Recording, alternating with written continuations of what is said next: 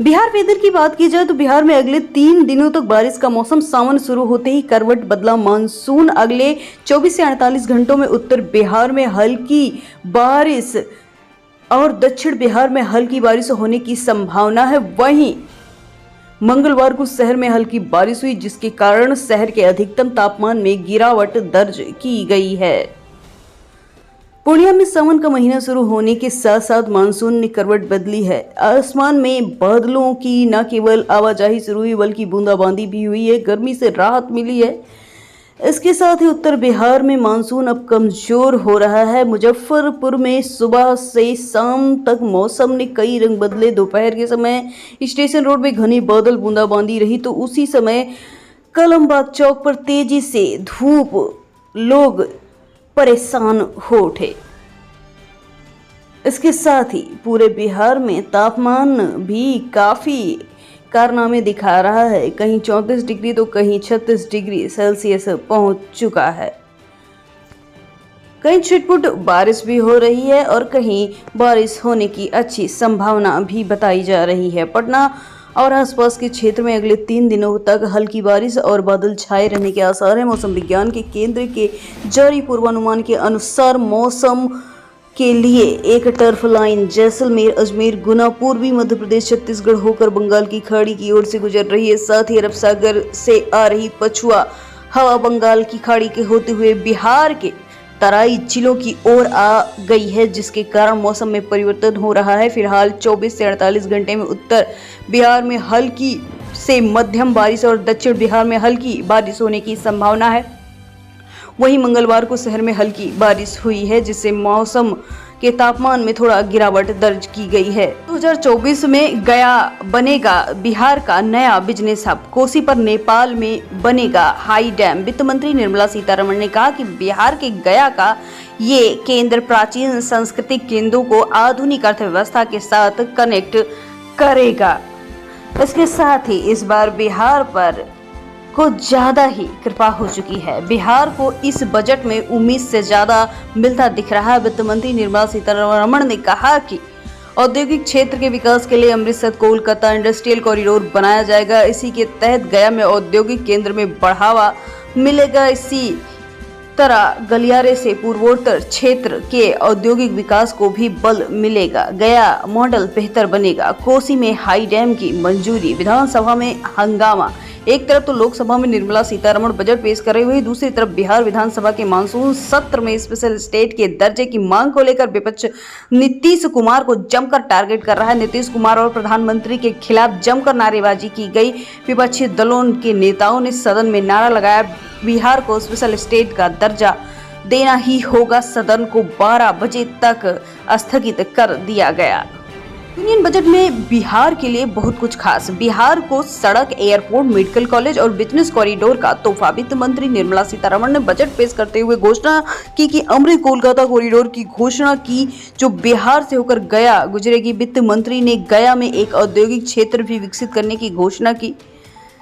वित्त मंत्री निर्मला सीतारमण ने 2024-25 के लिए लगातार 7वीं बार प्रधानमंत्री नरेंद्र मोदी की अगुवाई वाली राष्ट्रीय जनतांत्रिक गठबंधन सरकार के तीसरे कार्यकाल का बजट मंगलवार को लोकसभा में पेश किया। इस दौरान सरकार ने बिहार के कई खास प्रोजेक्ट का ऐलान किया। इस बजट में बिहार को सड़क, एयरपोर्ट, मेडिकल कॉलेज और बिजनेस कॉरिडोर का तोहफा मिला है। गया में कॉरिडोर, फिर 35 में पावर प्लांट।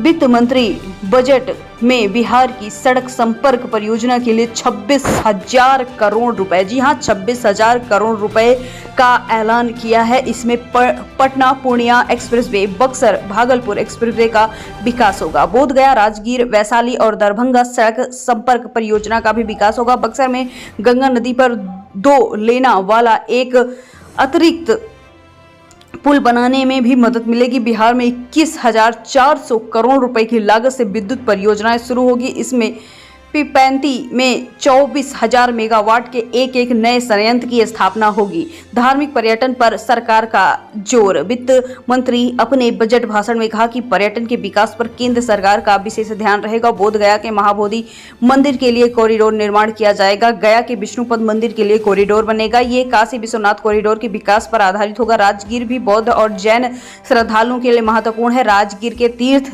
क्षेत्रों का भी विकास होगा। नालंदा को पर्यटन क्षेत्र और केंद्र के रूप में विकसित किया जाएगा। बिहार को मिलेगी विशेष सहायता। बिहार में वित्त मंत्री ने कहा कि बिहार में नए एयरपोर्ट, मेडिकल कॉलेज और खेल कूद की अवसंरचना को निर्माण के लिए विकास के रास्ते पे ले जाया जाएगा। पूंजीगत निवेश में सहायता के अतिरिक्त आवंटन कराया जाएगा। बिहार सरकार के बहुपक्षीय विकास बैंकों से बाह्य सहायता के अनुरोध पर तेजी से कार्रवाई होगी।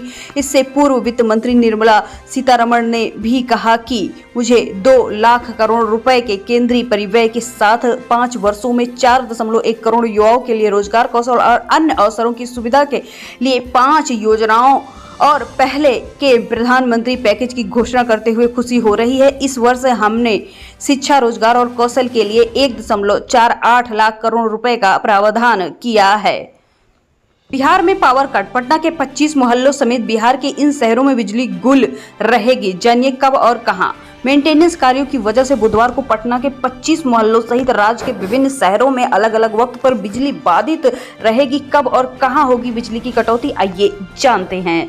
बुधवार को ईसपुर फीडर और एम्स GIS में मेंटेनेंस के कारण ईसपुर फेडरल कॉलोनी, खान, रहमत नगर, ईशान नगर, नेहरूपुर, रहमत नगर, ईशान नगर, नहरपार, नौसा, वृंदावन कॉलोनी, मौर्य विहार, बोचाचक में सुबह 8 से 10 तक बिजली कटेगी। अंबेडकर नगर, सफी आलम रोड, लीड्स एशियन PSS के पास, सोनू मार्केट के पास सुबह 10 से 12 बजे के बीच बिजली कटेगी। Rajapur, Mainpura, BC road, Nehru Nagar, Indira Nagar, Buddha colony में 9:30 से 11:30 तक बिजली बाधित रहेगी। इंद्रपुरी रोड नंबर 6, शिव मंदिर चौक में सुबह 11 बजे तक बिजली कटी रहेगी। इसके साथ ही आरा पावर कट भी होने वाला है। बिजली रोड में आज बिजली आपूर्ति ठप रहने वाली है।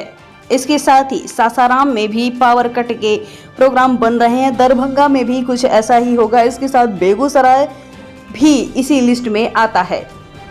बिहार में आखिर बाहर आ ही गई। बजट 2024-25 में कर में राहत, युवाओं को रोजगार। अब की बार बिहार में बाहर। मंगलवार को PM नरेंद्र मोदी के तीसरे कार्यकाल का पहला बजट वित्त मंत्री निर्मला सीतारमण ने लोकसभा में पेश किया। बजट में शिक्षा, रोजगार, अन्नदाता, महिला और युवाओं पर फोकस। बिहार और आंध्र प्रदेश पर कुल 74,000 करोड़ रुपए की धनवर्षा हुई। बिहार के लिए 59,000 करोड़ रुपए की सौगात मिली। वहीं आंध्र प्रदेश की नई राजधानी अमरावती के लिए 15,000 करोड़ के रुपए की मदद मिली। आइए जानते हैं सस्ता क्या हुआ है। कैंसर की 3 दवाएं, मोबाइल फोन व पुर्जे, चार्जर, एक्सरे ट्यूब, 5 अहम खनिज, फिश फीड, देसी चमड़े, कपड़े व जूते, सोना चांदी। आप आसानी से मतलब कि कम दाम में अब ज्वेलरी खरीद पाएंगे। सोलर व इलेक्ट्रॉनिक्स उपकरण। वहीं अगर महंगे की बात की जाए तो दूर संचार उपकरण, प्लास्टिक उत्पाद, रसायन एवं पेट्रोकेमिकल। इसके साथ ही बजट पर 5 बड़ी बातें बिहार के लिए हुई। गरीब कल्याण और अन्न और आवास। इसके साथ MSMD को मिलेगा बढ़ावा। पूर्वोदय योजना 5 राज्यों में, युवाओं को लाभ मिलेगा। इसके साथ ही इंटर्नशिप का मौका मिलेगा। अगले 5 वर्षों में 1 करोड़ युवाओं को टॉप 500 कंपनियों में इंटर्नशिप का मौका मिलेगा। 5,000 रुपए हर महीने मिलेगा।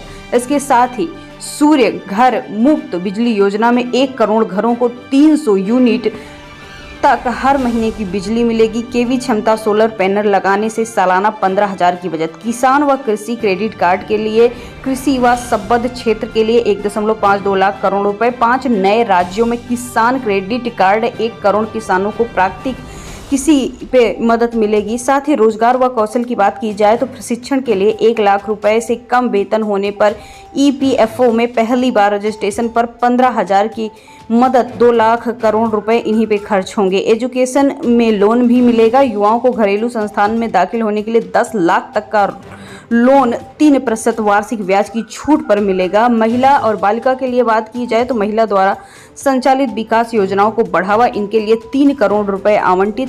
नई कर व्यवस्था छूट में वेतन भोगी के लिए नए टैक्स रिजीम में अब 7 लाख तक आयकर मुक्त। साथ ही स्टैंडर्ड डिडक्शन बढ़ा और पहुंचा 75,000। युवाओं के रोजगार पर केंद्रित रहा बजट। वित्त मंत्री निर्मला सीतारमण ने अपने बजट में केंद्र में युवा रोजगार, कौशल विकास और लघु एवं मध्यम उद्योग को रखा है। उन्होंने मध्य वर्ग को राहत देने के लिए कोशिश की है, लेकिन वो बहुत प्रभावी नजर नहीं आती। युवाओं के दृष्टिकोण को देखा जाए तो वित्त मंत्री ने नए अवसर के लिए रास्ते खोल दिए हैं, उद्योग को रोजगार देने के लिए प्रोत्साहित किया है। वित्त मंत्री ने 500 कंपनियों में 1 करोड़ इंटर्नशिप की घोषणा की है। युवाओं को रोजगार देने की दृष्टि से ये महत्वपूर्ण कदम है। इससे युवाओं को बड़ी संख्या में रोजगार मिलेगा।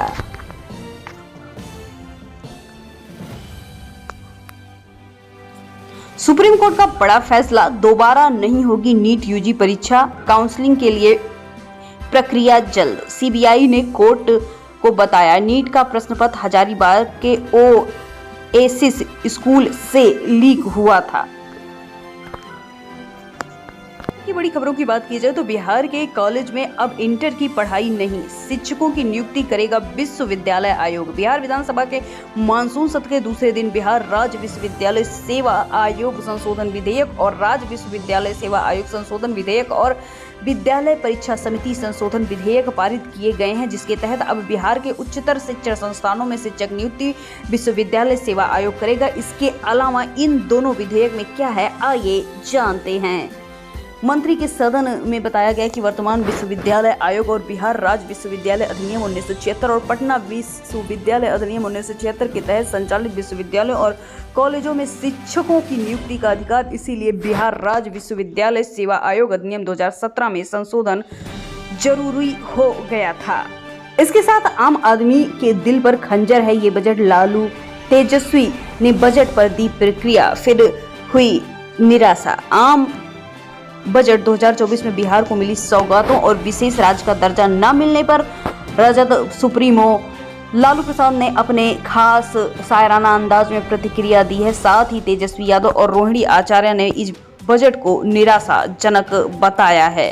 लालू यादव ने अपने खास अंदाज में बजट की आलोचना की। उन्होंने सोशल मीडिया पर एक्स पर पोस्ट करते हुए लिखा, एक घिसा पिटा हट है ये बजट, जुमलों की रट है ये बजट, गरीब और किसानों के सपनों को बंजर कर रहा है ये बजट, आम आदमी के दिल पर खंजर है ये बजट।